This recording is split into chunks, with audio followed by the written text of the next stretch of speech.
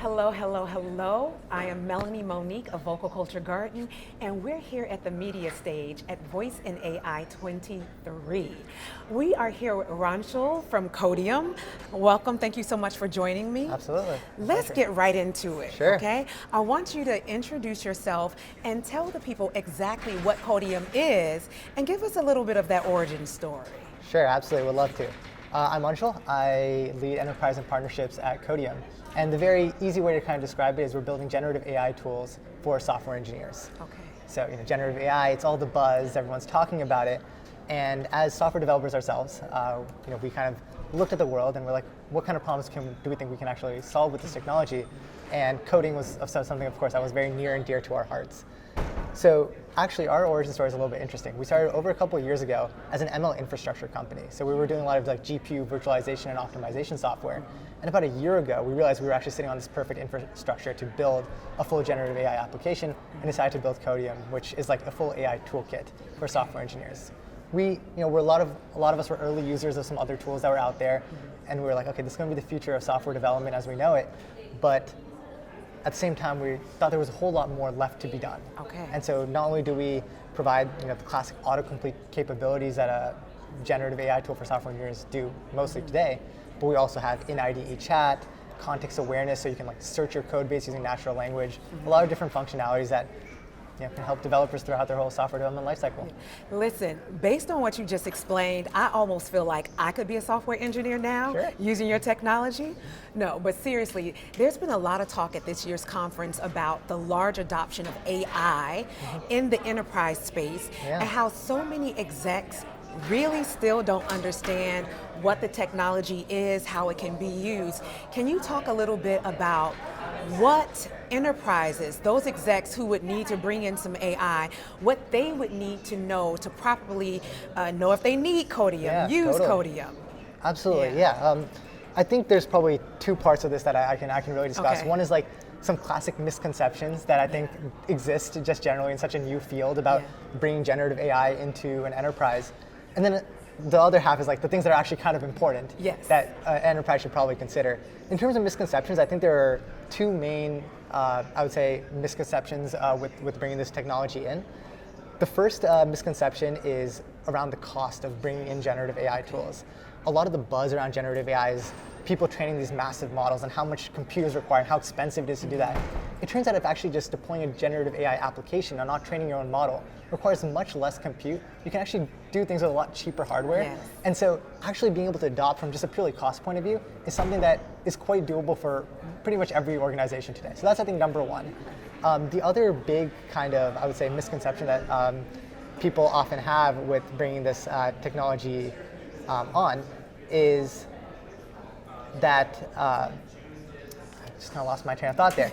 That's okay. The second kind of misconception that people generally have after the cost point of view is, looking at Twitter demos online. You see a million Twitter demos, you're like, oh my God, generative AI can do everything. I think a few months ago I was seeing a demo that was fully generating a full pull request for a software engineer from scratch, and the tagline was "Software engineering is dead." As an industry, as far as I can tell, I still have a job, so I think we're doing all right. But I think there's definitely a little bit of a over kind of thinking of what is possible with generative AI today. It's still an immature technology, it's still improving. So being able to identify the parts where people can robustly trust the technology today in their daily workflows is an important consideration. But I'd say the other side of things, where what are the things that an enterprise should really bring in, it really comes down to the security and the legal aspects of things. Security of your IP is super important. Of course, code is some of the most important IP to a company. So making sure that you can run these technologies in a secure manner. So some companies that we work with, they just aren't comfortable sending their code anywhere out to a third-party server. And so we've actually built a solution, an enterprise solution that can be fully self-hosted for a company so that their IP never leaves their tenant, either in a virtual private cloud or an on-prem data center. And so really, making sure that you still keep your levels of security that you want, even if this is such an exciting space. And the other side is, of course, the legal considerations of things, right? There's tons of talk about what's copyrighted material, what's not, what can we actually use in these AI tools. In the code world, different public licensing is an important consideration. There are non-permissively licensed code out there that really these models shouldn't be trained on, because then they could regurgitate things that look like that, without the developer ever knowing, and all of a sudden you can find yourself in legal problems. Yeah. So of course at Codeium, we want to be proactive about that. We removed all the non-permissive licensed code from our training data altogether. Okay. We trained our models in-house. But these are kind of important considerations as an enterprise from a security and legal point of view to still take seriously, even given all the hype of generative Yes. AI. So it sounds to me like Codeium is kind of ahead of the ethical game, taking privacy and security and like matters really seriously. Yes. That's great. And so with this large adoption, more enterprises saying, hey, we need AI. We don't even exactly know why we need AI, but we need AI. Your platform, is it a one-size-fits-all, or are you able to do some deep-level customization and personalization for each enterprise? Absolutely. This is a fantastic question. I think this is a question I get a lot of times from a company where it's like, hey, I see all of these demos. These models seem really popular, but we do things kind of different here. Like we either have a very specific domain that we work in, we use really specific languages. Like, are these generic systems going to work for me? And the answer is it's probably not going to work as well as you see the public demos. So you see all these public statistics of this tool can complete this much amount of code or something like that. And there should be a really large skepticism, is that number true for us, right? And so I think there's a kind of two parts of this. One is an observability part. I believe that any kind of enterprise tooling should have a good amount of observability into the tool so that you can see the value that you're getting from the tool. So we actually really pride ourselves on our real-time analytics dashboards that we provide our customers, so that once it's deployed for them, they can see themselves, here's how much value you're getting, here's how many acceptances are happening, here's how much time your developers are saving. So you can be confident that you're getting value yourself.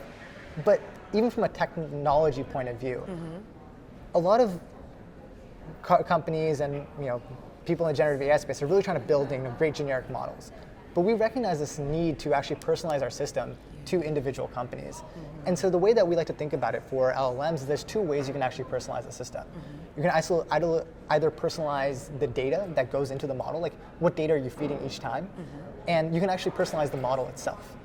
And so specifically in the code world, when we're thinking about something like an autocomplete suggestion where you're typing code and our technology completes the code for you, it's really important to have just the right context about what you want to put into each inference call to that model. And code is interesting because the context for producing that inference is very distributed, right? You have code in the same file, in other files, in other open tabs across the code base.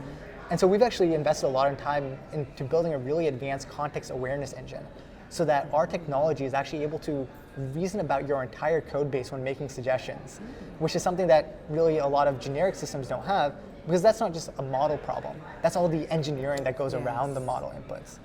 And then on the actual model side of things, you can actually further fine-tune the models if you are self-hosted, which we, again, uniquely are able to do.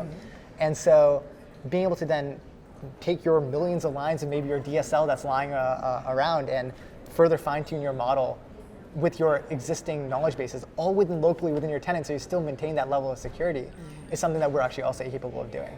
So we've seen our customers take a generic model, take a very personalized system, and get almost even orders of magnitude more value from the tool, which is why that kind of enterprise-grade personalization is super important. That sounds amazing. And the innovation that's happening at Codeium, I mean, what you all have been able to accomplish already is definitely praiseworthy. But as I know innovators do, you're always innovating. Oh, yeah. So are there any new projects, any things that are coming up that you want to tell us about? Totally, absolutely. I think we do pride ourselves on kind of the velocity of development. It's a very fast-moving space, so to be quite honest, we have to move faster, right? That's kind of just the reality of things. And so, already in the past, we started with autocomplete, which is the very kind of standard thing that most of these tools kind of provide today. But then we were the first to actually productionize in IDE chat. So this was about 5 months ago, where we brought a very tightly coupled chat GPT-like experience to your IDE, so people aren't copying code back and forth. They're just clicking little buttons, and our system's able to pull in all the relevant context and answer them directly in their IDE and copy results back in. From there, we built that context awareness, which now allows for that natural language-based search. One of the things that people often don't realize about coding is that software engineering is that coding is just one small fraction of what we do as a software engineer. Educate me, please. Exactly. So just writing brand new code, that's one thing. Okay. But we spend a lot of time just searching the code base to find the relevant places where we should even be writing code or understanding what's going on. And so that natural language-based search where you can just be like, hey, where is this function in our code base? is extremely useful and can Yes. save hours of time, not just for yourself, but maybe for that senior engineer that you had to bug to figure that out, right? 100 times. Exactly, right? So like this has kind of been our development so far. And there's kind of two big things that we're excited to continue to pursue. One, actually, I would love to use this opportunity just to announce, we're actually starting our SaaS tier. So we've had this self-hosted version of our enterprise solution for a while now, and we've had actually a free individual plan that has hundreds of thousands of developers using it today. But we realized there was kind of a middle ground where people didn't need the absolute security of a self-hosted system and all the maintenance that came from it. But at the same time, they're a large enough enterprise that they want to see the analytics. And so we decided to build our own software as a service solution that has higher security bars than any other solution. Our SaaS solution has 0-day retention guarantees, which means that after we perform your inference, we don't even serialize your data or your code. It's like, it doesn't live anywhere other than your own side. And it also has SOC 2 compliance. So, we want to always be very proactive about the security standpoint. So we know for any SaaS solution, it's important for an enterprise to know that has gone through a third-party audit. Yes. It's all been verified that yes, everything that we promise is actually real. Right. So that kind of enterprise SaaS or Teams plan is something that we're launching now, and we're happy to bring people on. It's at a price point that I think people will be very, very happy about hearing. It's a lot cheaper than any alternative out there as well. Yeah. So that's one of the really big things, just being able to bring more enterprises that maybe aren't that large, that need that very strict self-hosting requirement, also within the Codeium fold. So, Well, congratulations. Yeah. That sounds like an amazing sweet spot. Absolutely. For many enterprises to be able to jump in, get that security that they Exactly. need. I'm always asking this question. Sounds like you're a B2B platform, right? Not necessarily B2C. And because, once again, not so many execs know exactly what Codeium is, and when they hear about code, they get a little nervous. So I want you to look right into that camera and Absolutely. talk as simply as possible and let us know what Codeium does. Exactly. Codeium takes any developer and gives them what we like to call the modern coding superpowers. It allows them just to up-level their efficiency. By no means is this replacing a software engineer. The AI is not smart enough today. It's really to accelerate all those parts that software engineers don't necessarily enjoy doing. Writing boilerplates, searching through a code base, bothering people to explain code. These are not the things that attract a lot of software engineers to the software engineering profession, but they're things that we can do. And this is just like the next step in the evolution of technology to help developers. Back in the day, we were all just writing code in terminal using Vim. Then modern IDEs came about, and then IntelliSense came about. You can kind of just imagine this AI is the next step in that general evolution. And as a business leader, if there's any business leaders out there, adopting this in a secure and compliant manner will just be able to reduce your iteration, make you be able to develop quicker, safer, more effectively. And we've seen our companies see anywhere from like a 5 to 20x ROI on the tool. Impressive. And that's normal. And so it's one of those kind of things where generative AI is super exciting.